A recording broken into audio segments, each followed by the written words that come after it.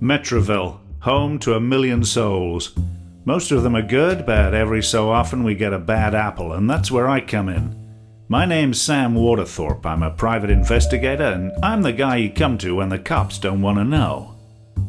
Today, for instance, I'm reading about a rich local guy by the name of Walter Danbury. Now, he's just been robbed. The Danbury diamond, biggest thing you ever saw, just vanished from his home. But are the cops interested? Not this time. Too much else going on in the city just now. Besides, no one got hurt, and the insurance is bound to pay out. Just then, there's a knock on my door, and a very interesting visitor stands on the threshold.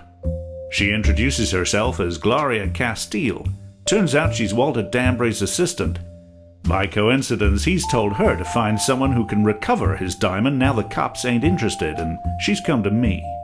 Why me, I ask. Because you've got a reputation, she says, and that makes me inclined to help. I'll take the case, I tell her.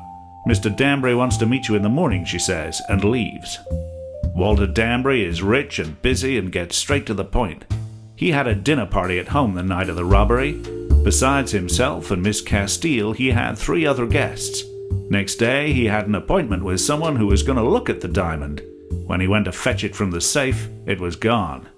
It seemed obvious to me that someone at that dinner party had more than a meal on their mind. Danbury told me where I could find the dinner guests, and I told Miss Castile I'd need to speak to her too. Time to get started.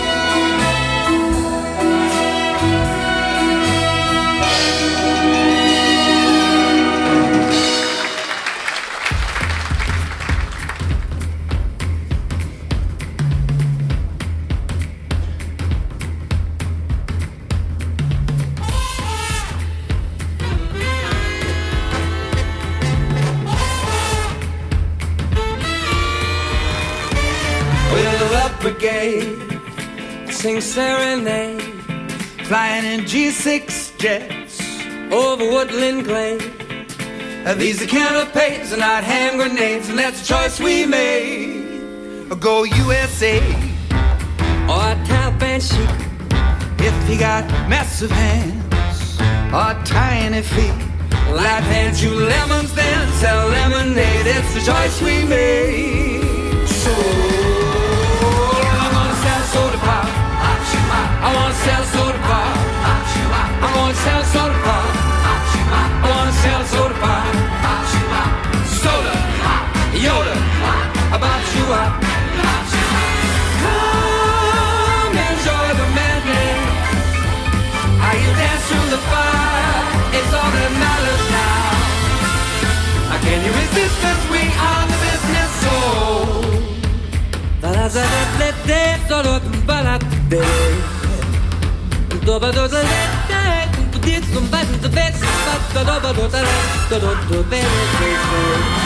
Yeah!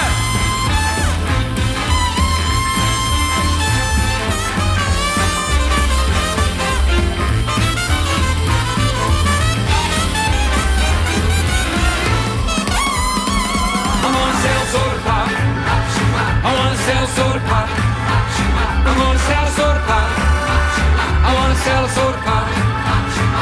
Soda, Yoda, about you out. Come enjoy the madness. How you dance through the fire is all that matters now. Can you resist us? We are the business. So.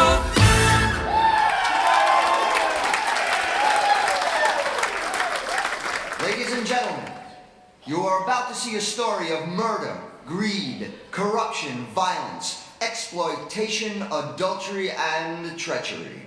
All the things we hold near and dear to our hearts. Thank you.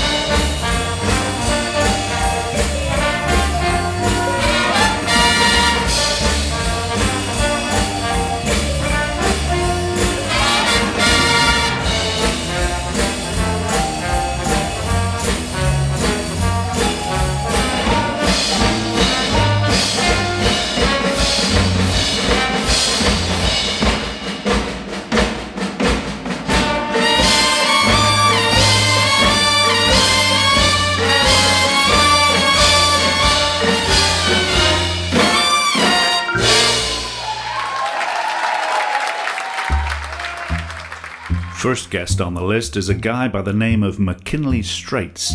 He tells me that he and Danbury bought a diamond mine in Africa back in the 20s, but things hadn't worked out. How come, I ask?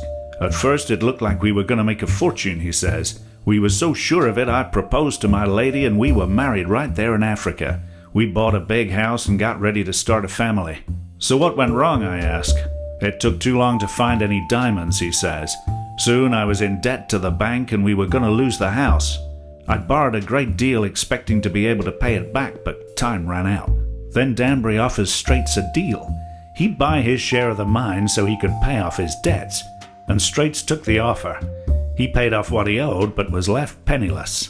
Straits tells me he'd just enough money to send his wife and young baby back to the States, while Danbury gave him a job working in the mine for a fraction of what he could have made as co-owner.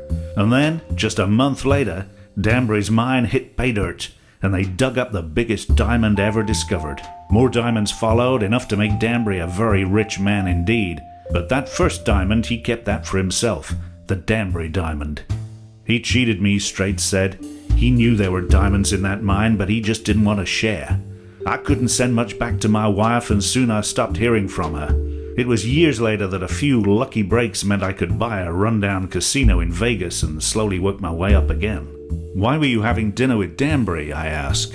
Well, we're both businessmen, Mr. Waterthorpe, I see that now. I called Danbury and told him I was in town, and he invited me over.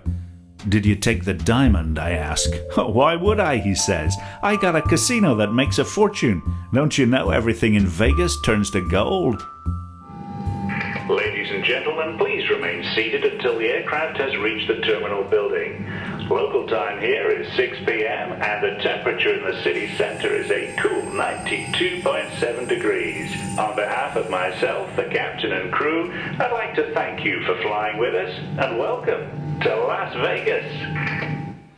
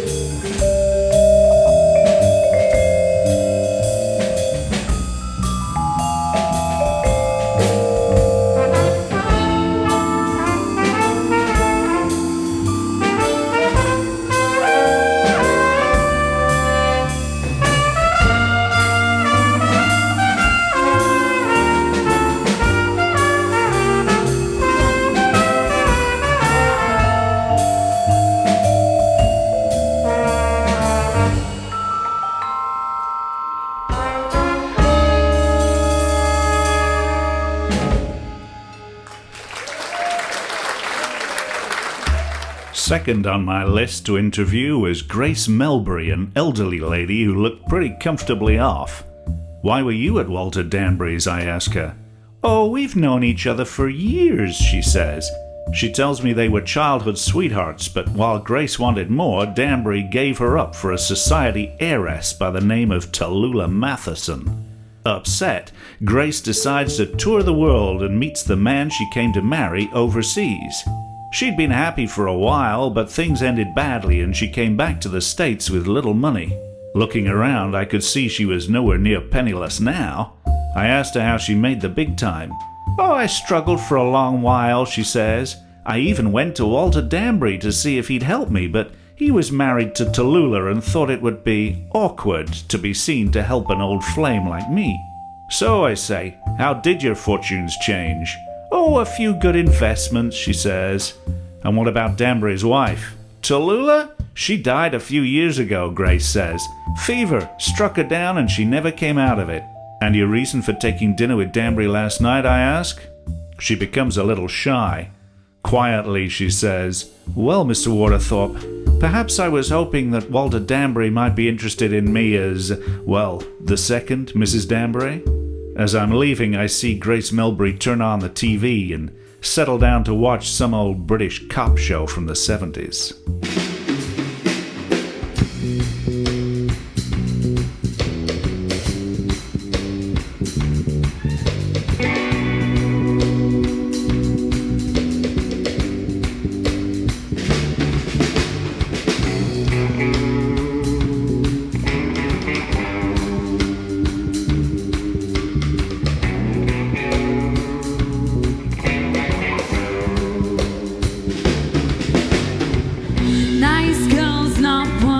The defects of the mainstream rap so correct.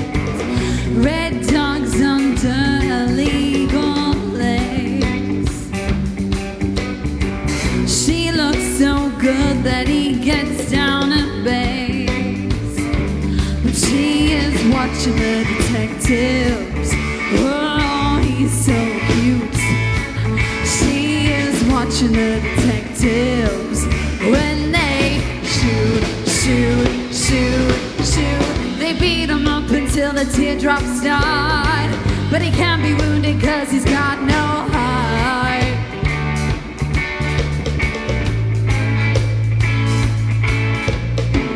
Long shot at the jumping spine. Invisible shivers running through my spine, yeah. Cut to the baby taking off her clothes. Close to the sign that says we never close. You snatch a tune and then reply with a cigarette. She pulls you out with a face like a magnet. I don't know how much more of this I can take. She's filed the nails while they're dragging her to the lake. But she is watching the detectives. Oh, he's so cute. And she is watching the detectives when they shoot. They beat him up until the teardrops start. But he can't be wounded cause he's got no heart.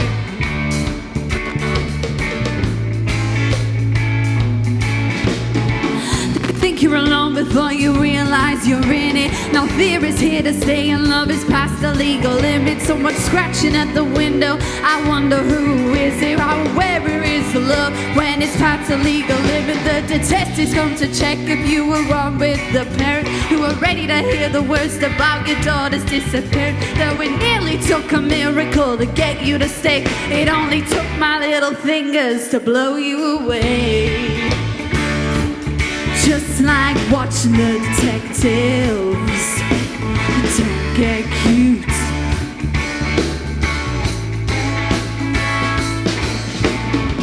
They'll beat him up until the teardrops start. But he can't be wounded cause he's got no heart.